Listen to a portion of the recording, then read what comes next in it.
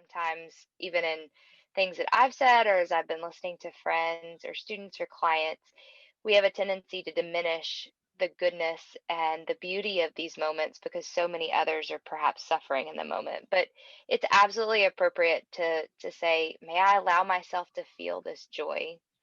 On the flip side, on the days that are harder and where that grief is much more present and noticeable, to just say, may I allow myself to feel this grief without needing to judge it. And I think what we'll find is it won't be our holiday season that we're accustomed to, but I think it will allow us space to not try to hold stuff in so tightly and to be able to move through this season well and hopefully thrive in these moments. So with that being said, I really want to focus on rhythms. And another thing I love, I think I shared with you last time, is kind of getting back to my liturgical roots and focusing a lot more on liturgy as well as rhythms, or what some writers will call a rule of life. And so I read this book this summer. Some of you may be familiar with it. It's called Liturgy of the Ordinary. And I love this little book. And she has a couple of great lines in it, the author. It's by Tish Warren. And she talks about the helpfulness and the purpose of liturgy. And she's looking at just the daily rhythms that we do every day that point us back to God. And they're not really spiritual rhythms. They're things like getting out of bed in the morning, brushing your teeth, pouring a cup of tea, having a fight with a loved one. And so I'm going to read a couple of lines out of this to begin. In the creation story, God entered chaos and made order and beauty. In making my bed, I reflected that creative act in the tiniest, most ordinary way. In my small chaos, I made small order. And so every day when we make our bed, when we brush our teeth, when this weekend we raked leaves. We rake leaves every weekend because we have these two humongous trees that just are going to drop leaves until they're all down. Even in those small acts, we're creating beauty and order, and it's reflecting God's creation story.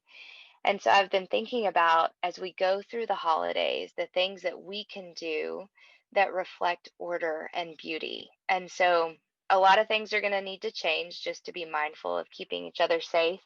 But things like putting up your Christmas decorations in your house, decorating in a way that you find beautiful and that kind of stirs your heart with the affection of the season. Cleaning out flower beds, even because I think about around this time of year, I tend to cut everything back in my front yard because it gets close to dying, and that's just bringing order and beauty. She goes on to say, some Christians seem to think that we push back against the age primarily by believing correctly, by getting the right ideas in our heads or having a biblical worldview. While doctrinal orthodoxy is crucial in the Christian life, for the most part, we are not primarily motivated by our conscious thoughts. Most of what we do is precognitive.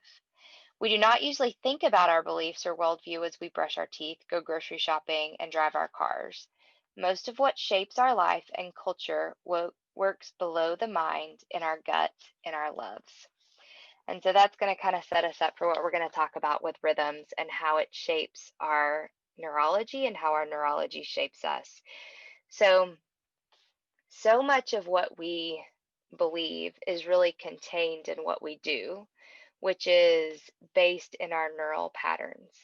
And so, kind of a quick neurology lesson or neurobiology lesson, our brains are composed of brain cells or neurons, and every time we have an experience, those brain cells will do what we call fire or talk to each other. And every time you do the same thing over and over, you're causing those exact same brain cells to fire in the exact same way that they did when you completed the task or had the experience for the very first time. So that's why certain acts are so easy for us to do if we've been doing them for a long time and they've not been interrupted by an injury or an illness. So things like walking. Walking, many of us don't remember when we learned to walk because we were probably pre-verbal at that time. However, our bodies remember it, and every time we walk, it's a memory, and it's a living memory because those neurons fire on that same exact pattern. This also applies to everything we do around the holidays. So every year, whatever you've done, and if it stayed relatively the same year to year for Thanksgiving and Christmas and any other holiday that you celebrate, you have these really well ingrained patterns in your brain from your neurons firing. And some things you can probably you do them and you don't even have to think about doing them as it relates to the holidays. So we have my husband has pretty bad allergies. And so when we started having kids, we stopped getting real trees because it just made him he would be sick the whole holiday season. So once we had kids, I was like, you got to be more on top of this. So we have an artificial Christmas tree, and just the act of putting up that tree, we've done it for 10 years the same exact way. I think we could do it in our sleep. And even the way it goes with our kids and how they help, that we just have well worn neural pathways for that. Also, with the brain, every time we enter into an experience in life, our brain is an anticipation machine. So our brain is constantly working below the surface, and it's taking all of the stimuli, all of the happenings that are going on around us, and it's comparing what's happening in real time to what we've experienced in the past. And it's anticipating that whatever happened in the past will be what happens in the future. So that's a really great safety mechanism that's contained in us, because if we enter into a situation where we've been wounded before, our brain is anticipating that to happen, so it will respond in the same way that it has in the past to keep us safe. It's also a good thing when we go into certain seasons of the year, as we anticipate this is what we do for the holidays. This is how we celebrate. This is how we get together as family. Your brain is anticipating that all of that is coming. So, part of the grief and the sadness that you're going to feel is that your anticipation is not probably going to come true or occur the way it always has. And so, honor that. Give yourself space to feel whatever that is, because it's true and it's there for a reason. So you can still be super thankful for what you have and super um, maybe excited about new things that are happening as a result of this season, but at the same time, give yourself space to feel the disappointment, because your brain very much is having a neurological experience that's like, wait, this is not what we do at the holidays. So many of you may experience this, and you may not have experienced it as profoundly yet because we're just on the cusp of Thanksgiving. But even I was in Hobby Lobby the other day and they were putting out, okay, I was in Hobby Lobby in August and they were putting out Christmas stuff. But it was stirring in me and I was having memories. So our memories, again, the anticipation machine thing, our brain is triggered by lots of different stuff. So sight, so seeing Christmas decorations at Hobby Lobby, or the we live in McKinney, and so the McKinney Square is always decorated so beautifully at Christmas, and so they've been working on putting up lights and putting up the decorations and the tree. All of that is stirring within me, as I'm sure you're experiencing things that are stirring within you, reminding you that the holiday season is coming. So that is also probably going to trigger some anticipation and maybe trigger some excitement, as well as maybe some sadness. All of that is okay.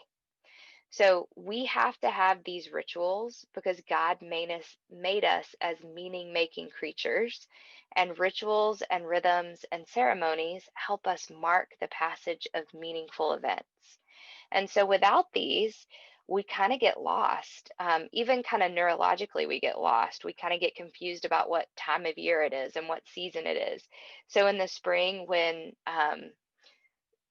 Easter ended up being locked down and none of us were able to celebrate together as believers, your brain might have been a little confused because you didn't do the things that you normally do, which mark that important ceremony as Christians. So now we have time to plan, and now we have time to prepare, and we kind of know what we're looking at. Back then, that was like 3 or 4 weeks into the pandemic or something, so we didn't know what we were doing. But now we can plan. Now we can make a good plan of how can we mark this season in a meaningful way that honors what we need spiritually and psychologically and emotionally, but doing it in a safe way. So, like Eloise said, making sure we do all those measures of we're going to eat outside and we're not going to do a buffet, so we can incorporate all those things. So, one thing that is dramatically altered because of COVID is these meaning making rituals or these rhythms that are important to us.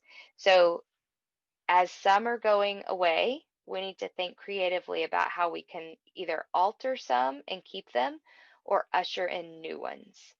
And it draws us closer to the Lord, and it allows us to um, to just reflect deeply upon what this season means for us.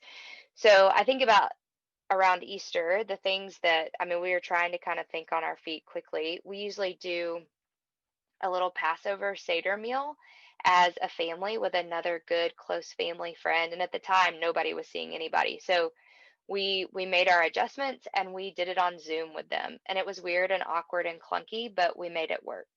So even though Zoom is or virtual time with friends and family isn't our favorite, that's a great way to build in some of that family time. But we can also create new rituals because of of what we're experiencing, and we need them. We need these rhythms to be okay. So even though we can't have them, the answer is not to do any rituals. We've got to create new rituals. So, one thing I want you guys to reflect upon, and I know you guys will break up into a discussion group here in a little bit, but I've given you some questions to think about and to really be intentional about. And it's not a thing of try to answer all of them and figure them all out tonight. It's something to kind of chew on and to investigate and get curious about. So I've thought about some of our family rituals, and I'm going to give you some ideas from some of the things that we do and how we're altering some things. So, things that probably won't be altered too much for us is we usually decorate our house just as our family.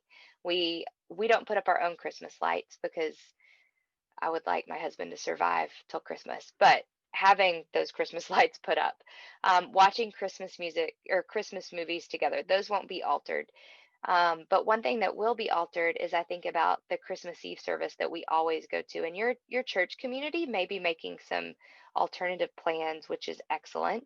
I know ours is completely outdoors, and they've planned that everything will be outdoors. One thing that you may consider is doing your own family Christmas Eve candlelight service. So you make all the preparations to have that in your home. And maybe you assign every person in your family a part that maybe your pastor or your deacon or elders, maybe they led in the service that way, but you as a family can do that together. Or perhaps dividing up roles and doing it together over Zoom as multiple families. Um, One thing that I put on your sheet, so this is a ritual that we do as a family that is incredibly meaningful for us. And we've done it for, I think this will be our fifth year. So about 5 years ago, right before my youngest child was born, we got this package in the mail, and I'm the one that orders stuff. So I'm always surprised when my husband orders something and he's like, "Oh, don't open that." And I thought it was something for his business. And he opened it up around Christmas, and it was this wood circular um, candle holder that holds all extended at 40 candles. So it's humongous. And it's called the Cradle to Cross wreath. And then it came with this little figure and then another little figure. And one is a wooden figure of Mary on a donkey, and it has a verse on it. And then the other one is Jesus carrying the cross. And it follows, they recommend using the Jesus Storybook Bible. You could use any Advent reading that you come across. So I know DTS publishes, in fact, I have it right here. DTS publishes an Advent reading calendar that you could read each night, or each day whenever you do the candle. But one of the things for our family is it in years past, it just kind of stills us. It quiets our minds. And one of the things that I do see as a really beautiful, beautiful part of the season, even though it's a complete dumpster fire, is that the Lord has forced many of us just to stop. And for us, it's been a time of stopping and being able to reflect upon, okay, these rhythms that we have, this routine that we live in, is this really good? Is this really healthy? And so that's what the cradle to cross ritual has been for us. But it's usually been encased in this crazy busy holiday season where we're running as hard and as fast as we can to try to make this great season and keep working, and kids still in school and doing all of our volunteer, whatever. And so, one thing I'm anticipating this season is things being so different. This will be one of those quiet, still moments in a season that's kind of quiet and still in many ways. But it's just a sweet thing that we do every day. Some days we miss, so we do three or four at the same time. But there's a link on this the handout for you if you're interested in that. And that's a ritual that you can build into your family time this season, no matter how old your family is, no matter how old your kids are. If you're single, perhaps you could do this with a friend or a family member. And again, maybe you use Zoom to connect with each other on a daily basis, do a little reading and light the candle and pray together. And that's just a beautiful way to connect. Um, so that doesn't have to change very much for us because it's usually just our family. Another thing that we do as a family is on Christmas morning, we usually have both sets of grandparents, usually for sure one set, and then sometimes the other set, and we'll have a Christmas pageant. And I'm anticipating that I don't know how many additional bodies we'll have in our house during Christmas because of this season. And so I'm already kind of trying to think, okay, how can we shape that ritual and make it something, even though we don't have everybody to play all the parts, because usually we have lots of cast members. This year, we're not going to have as many cast members. So, how can we get intentional and maybe assign parts to? Maybe I need to get busy and order some cardboard cutouts of family members, or maybe I need to make those. So, thinking about how you can shape your rhythms and your rituals so that you still keep those. So, some other questions: what can remain unchanged? What rhythms will need to shift? And for some of you, I know, I'm guessing that going to church even on Sunday is so risky from a health perspective for you or loved ones that maybe you haven't been able to worship in person. However, maybe there are additional ways that you can worship virtually with family and friends in a way that still keeps you safe but honors the rhythms that you need. Um, and then what rhythms will need to be eliminated? So I think about, I have young ones, so there will be no Christmas parties this year at school. There will be probably no getting together and baking cookies. All of this is going to probably be pretty solitary for us as a family, as I'm sure things will be for you guys. So, in the moments where you are doing rituals and you're creating these or shaping these to fit your new normal, I think it's so helpful to try to intentionally include, what do you love? What do you really love about this moment? And maybe what do you miss from years past? And so, again, holding in that balance and that tension, that we can feel grief and we can feel joy all at the same moment. And we can hold those two things, even though they're hard feelings to hold. We can hold them at the same time, and there's something sacred about that. Um, and there may be times where it's not appropriate to get into the difficulty of those emotions, but at least allowing some time where you can think about, okay, how how can I make room for all of my feelings? I think about one ritual that it's not part of my family's ritual, but it's one of my coworkers. They love the trains at North Park, and I'm guessing those will not be what they usually are this year. And so maybe even thinking about, if that's not something you can go and do, maybe you create a top 10 memory list of your 10 favorite memories that you have from going to do that activity. Or if your family goes to the Arboretum and sees the 12 Days of Christmas, or goes into, I forget what the house is named down there, but they have all the nativity sets. If you have this ritual that you've done over and over, you can't go, perhaps, but those memories are still there. And the thing about your memories is every time you intentionally recall a memory, you're causing your neurons to fire on that same pattern. And when they fire on that same pattern, it's releasing the same emotions that you felt when that memory was created. So if you begin to intentionally draw on some of those sweet memories that have really good feelings attached to them, it may bring up some sadness and some grief, but it's also going to bring up that deep joy. And so, in that moment, maybe you can't be there physically, but you and loved ones can intentionally reflect upon, pause and reflect upon what was that experience like. So, um, I think it's really important. I would encourage you guys when y'all break off in your groups to think about to feel what you're losing, but also feel what you're gaining. So again, this has been a rough year for everyone, and many people have lost a lot and will continue to lose a lot. We're not through this yet. But one of the things I have thought reflected back on for my little family is just the sweetness of the forced stop. We really, really needed that. And it's allowed us to grow and to change in really beautiful ways. And so perhaps reflecting upon what what is that for you that you've gained, and what is it for you that you've lost. So I want to suggest one more activity for you to do, and this would be something to do on your own time or perhaps as a family. And then I'm gonna lead you in an exercise before you guys can ask some questions and then break off in your groups. So there's been a recent study that talks about how reflecting upon the good times in your life can bring so much joy into your daily experience.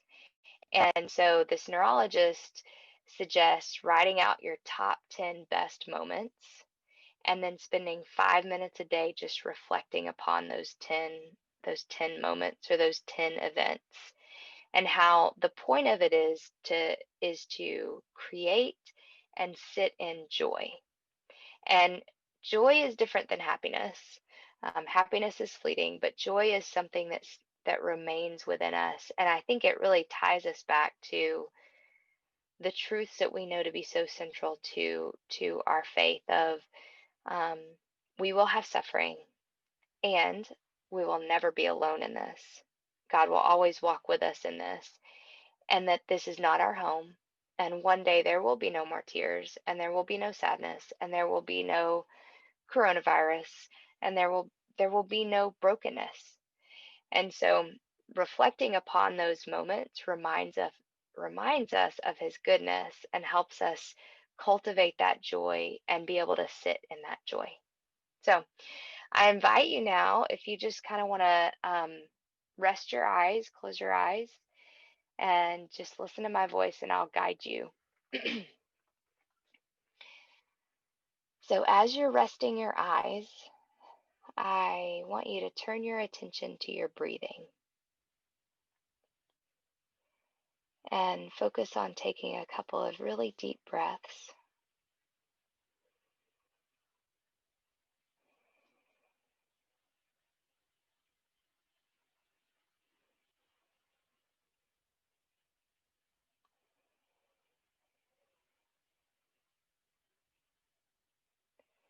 And at any time, if your mind wanders, that's okay. Just bring it back to your breathing. Or if anything feels too overwhelming, that's okay. Just come back to your breath.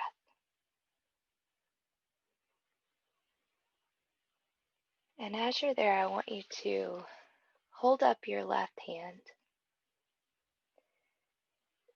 and imagine you're holding in your left hand something right now that brings you deep joy.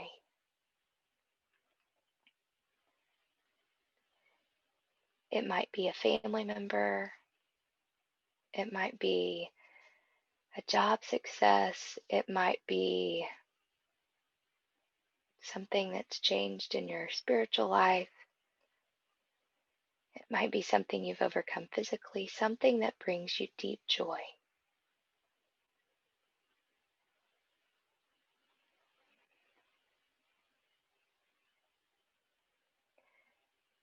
And keep holding that deep joy in your left hand.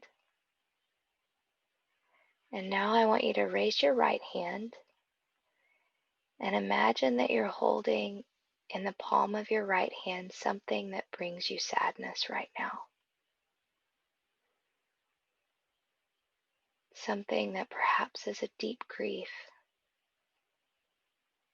It may have occurred before the pandemic. It may be a result of the pandemic. But just hold that deep grief in your right hand.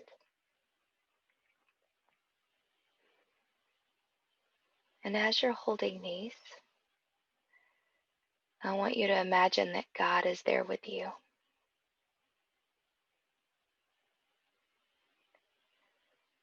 Now I'd like you to take your hands and place those over your heart. And imagine that God is putting His hands over your hands. And He's reminding you it's okay to feel this joy and experience this joy.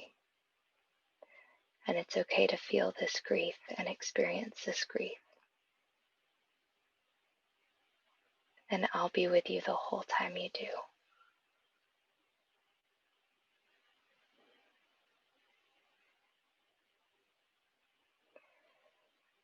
Now I want you to come back to your breathing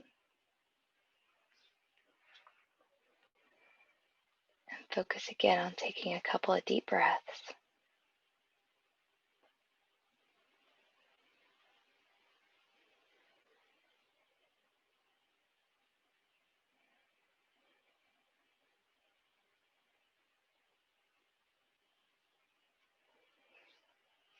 And when you're ready, you can come back to our time together.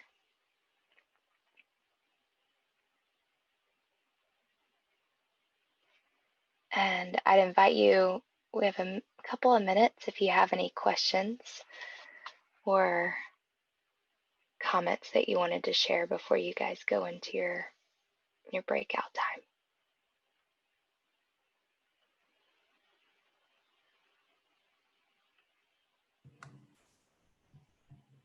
Does anyone have any questions or comments they want to share?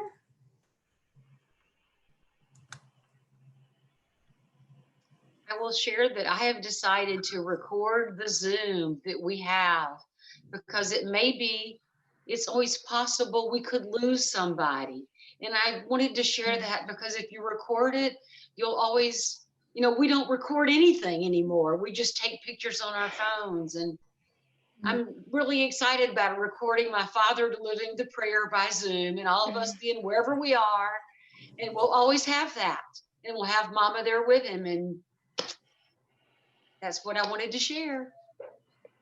I love that. Eloise, that's such a great idea. And you can always come back to that. That's really neat. Oh, sorry, Belinda, sorry. Okay, that's okay. Eloise and I are close enough that we could probably speak for each other. I just wanted to share it because I never think about recording Zooms. And I thought this would be a perfect one to record because it'll be my siblings and my parents, and it's going to be terribly difficult, but it could be really special. I love that idea, Belinda. Thanks. And we're gathering both my mother's side of the family and my father's side of the family at two different times, both at Thanksgiving and at Christmas. I haven't thought about about recording it. Because uncles and cousins and kids and all of that'll be a treasure. Be really neat. It will. I love the visual. Andy really loved the reflection. I I'm glad love you guys like that.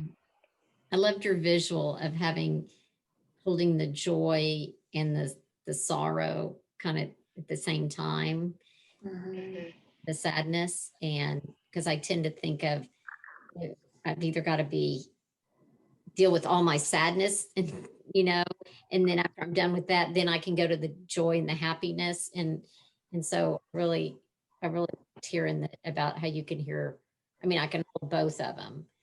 And I really too appreciated the reflection you did at the end, because I just love the hands and thinking of God having his hands over mine, Mhm. to be able to hold both of them. Uh-huh. It's beautiful. Oh, I'm glad you liked it. I adapted it from Aaron Nyquist. He gives one similar, and so I adapted it with different emotions. And it makes me think a lot about, and I'm sure your families have had this, when you have lost a loved one in years past, and it was the first holiday season. You probably had some moments where you held deep sadness and deep joy. I mean, before we started, we were talking about a loss that our family had when my niece died. And I think about those holidays, and we joked through them, and we've continued to joke through them about parts that we think, as we reflect upon her and reflect upon the other children in the family.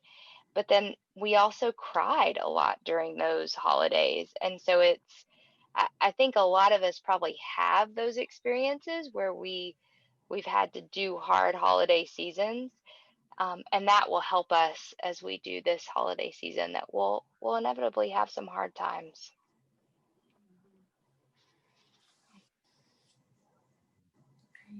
This has been really lovely. Andy, thank you so much for joining us tonight and just for sharing your thoughts and your experiences and your wisdom with us. I think it's been really incredible. I know I was scribbling some notes, and so I just appreciate you taking the time to minister to our community, both those that are here physically right now and then anyone who will view it on the recording. So thank you very much for your time. My pleasure. I hope you guys have a great Thanksgiving and Christmas. And I will say that I put two other resources, but the one is a podcast. I think it's really meaningful, and it talks about more rhythms during this season. So if you get a chance, it's a really good one to listen to. So Thank you. Thank you. All right. Melanie, if you want to take us off recording, and then friends, if you'd like to